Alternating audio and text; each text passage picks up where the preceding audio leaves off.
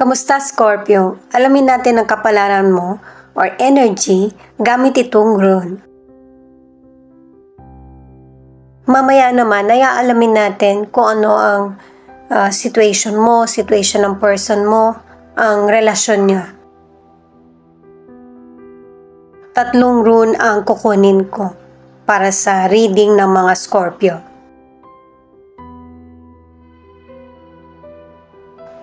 Itong Berkano ay nagsasabing merong good news na darating sa buhay mo. Pwedeng patungkol sa career, sa negosyo mo, financial, or baby. Magiging masaya at saka yung mas magiging meaningful ang buhay mo or buhay pamilya.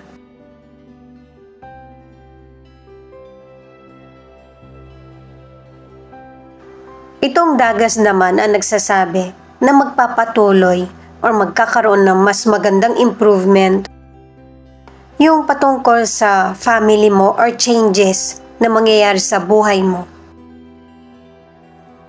Magkakaroon ng celebration dahil sa happiness or tagumpay na nakakamit kasama ang family mo or loved ones.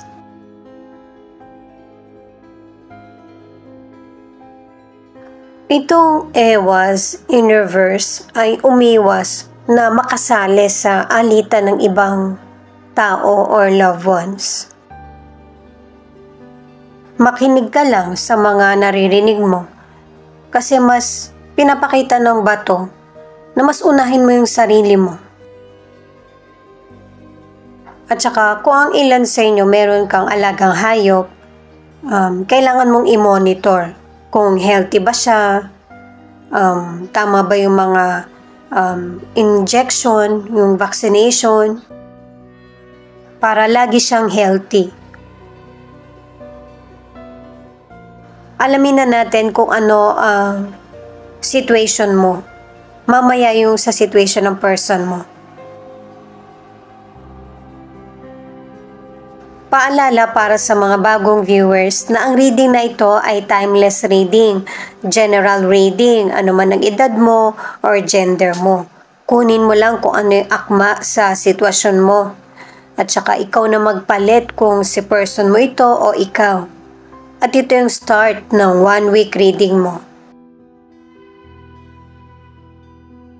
2 of Cups, the Emperor, the Lovers. Ibig sabihin ng mga cards na ito na ikaw yung nagkokontrol sa feelings mo or sa situation na nagaganap sa buhay mo. Pero kahit na may pagkontrol, ay nananatili yung concern at saka pagmamahal mo dun sa person. Yun bang hindi pang makasarili na pamamaraan or desisyon? Kakilala mo man ito, katrabaho or family member. Sa career, posible na magkasama kayo sa trabaho ng person mo or sa negosyo ay magkasosyo kayo or nagtutulungan. At saka pinapakita sa cards na marami kang nagagawa or naiaambag sa career or negosyo. Pareho mong gustong pahalagahan yung career, negosyo, at saka ang relasyon. Yung mabalansi ito. Pero ang advice ng mga cards, huwag masyadong maging konektado sa career o negosyo para mabibigyan mo rin ng panahon ng sarili mo at saka yung relasyon mo sa kapwa. Para sa ilang single, pareho niyong nararamdaman ng potential person na konektado kayo sa isa't isa. Na pareho niyong na-enjoy na magkasama. Posibleng wala pang pag-amin pero soon magsasabi itong person na ito na gusto niyang mas lalo pang lumalim yung connection niyo. Posible na ikaw yung mas may edad sa kanya o siya yung mas may edad sa iyo. Para naman sa relationship ay sobrang focus ka sa relasyon nyo ng person mo. Kahit na busy ka, sinisikap mo na magkaroon ng panahon para sa person mo. Ang buhay mo kasi yung person mo or yung family nyo. Yun yung dahilan kaya nagpapatuloy ka. Ito naman yung cards ng person mo na posibleng ipakita rin kung ano yung situation mo or magkabaliktad kayo. Ikaw na lang bahalang tumukoy.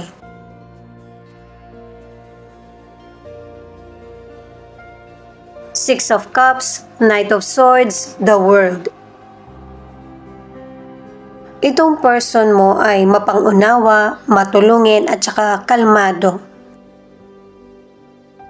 Pero may mga panahon din na sinasabi niya kung ano yung nasa isip niya. Kung meron man siyang pinagdaraanan na kaguluhan sa karir niya, sa negosyo, or sa pamilya, matatapos ito. At saka mas focus itong person mo sa mga goal niya sa buhay. Ang hinahanap niyang tagumpay ay yung pangmatagalan. Marami siyang gustong tulungan, pwedeng family member na kailangan ng hindi lang suporta kundi pati financial. Sa financial, malaki yung chances mo na mas lumaki yung kita or magkaroon ka ng ibang pagkakakitaan or magkaroon ka ng pamana or yung mga hindi inaasahan na pagdating ng financial. Habang may mga magandang pagkakataon, i-secure mo na yung financial na dumarating sa iyo. Kasi yung mga golden opportunities minsan lang dumating. Ang ilang single, yung potential person, matagal ka na niyang gusto. At ngayon lang siya naglakas ng loob na sabihin or masasabi niya na sa iyo kung ano yung totoong nararamdaman niya. Posible na hindi natin kalahi or sa online mo nakakausap itong potential person. Dahil sa nasa ibang lugar yung trabaho niya or tinitirahan. Ang ilan sa relationship ay sobrang napakamahalaga or mahal ka ng person mo kaya pinoprotektahan niya ang relasyon niyo. Ang paraan niya ng pagprotekta ay yung mag-propose na sa iyo o kaya yung maibigay yung pangangailangan sa relasyon kahit love man ito o kaya material. Ito naman yung mga cards para sa relationship. Queen of Wands in reverse, the Chariot, Queen of Pentacles. Kung meron mang pag-aalinlangan sa iyo, sa karir mo, sa negosyo, or decision, itong mga cards na ito ang nagsasabi na klaro na magkakaroon ng victory at success sa buhay mo. Kaya mapupunan mo yung pangangailangan ng pamilya, ng sarili, o kaya ng relasyon nyo.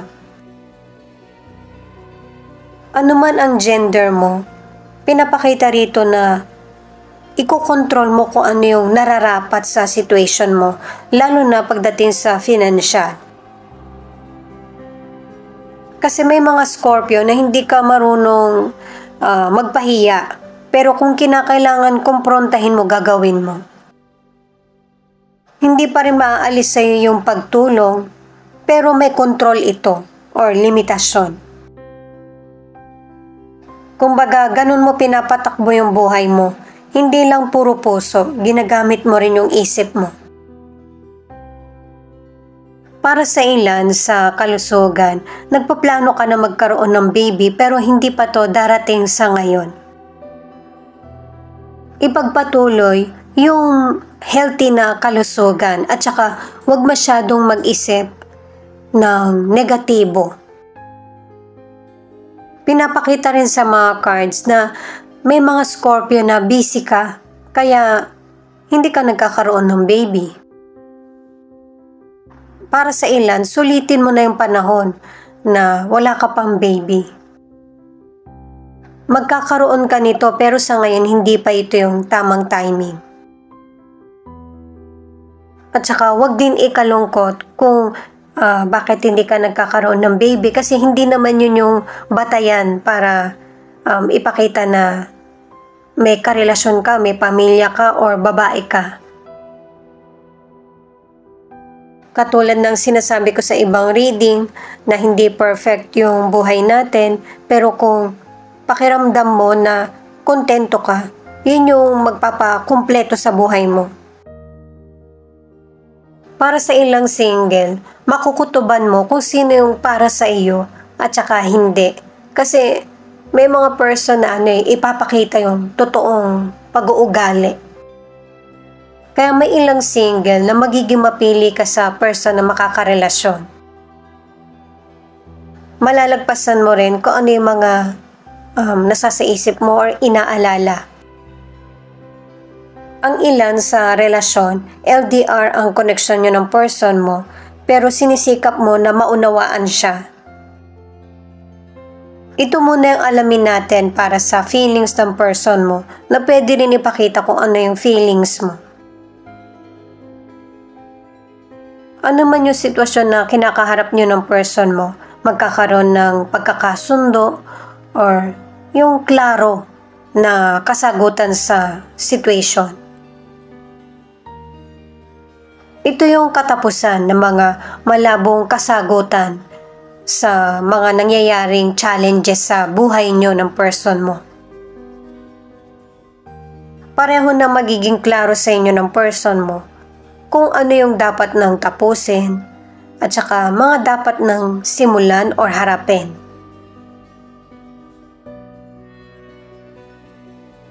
At saka itong person mo, mas magfo-focus siya na mag-move forward sa connection nyo o relasyon.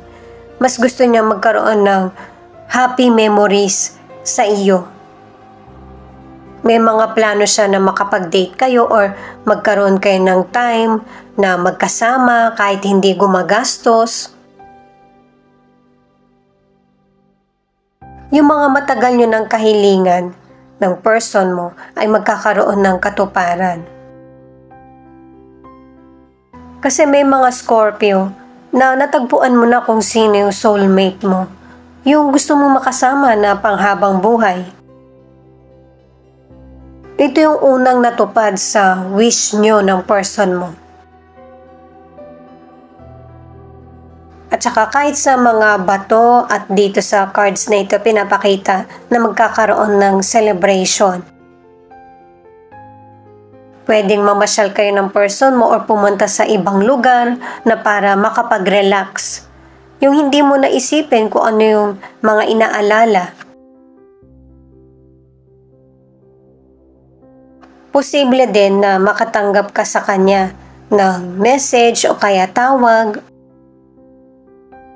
Kasi itong person mo ay namimiss ka niya. Pareho niyong namimiss ang isa't isa. Hindi lang naman kasi karelasyon ang tingin niya sa iyo. Itinuturing ka rin niyang kaibigan at saka yung mga worries niya kapag nasasabi niya sa iyo, gumagaan yung pakiramdam niya. At saka yung mga cards mo kahit hanggang dito, yung nagkakasundo kayo ng person mo. Yung bang hindi lumalala yung situation. Magkaroon man kayo ng problem sa relasyon, hindi ito ganun kalala. At saka pareho kayo ng goal at saka mindset ng person mo.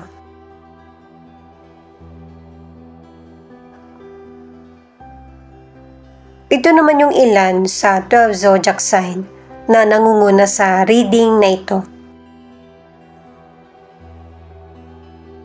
Leo, Taurus, Aquarius, Pisces. Ito naman yung mga letra na posibleng andito yung letra ng pangalan ng person mo or letra ng pangalan mo. Thank you nga pala sa mga nag-like, share, comment, and subscribe. Ingat po kayo palagi saan man kayo naroon. L N J A B T S K R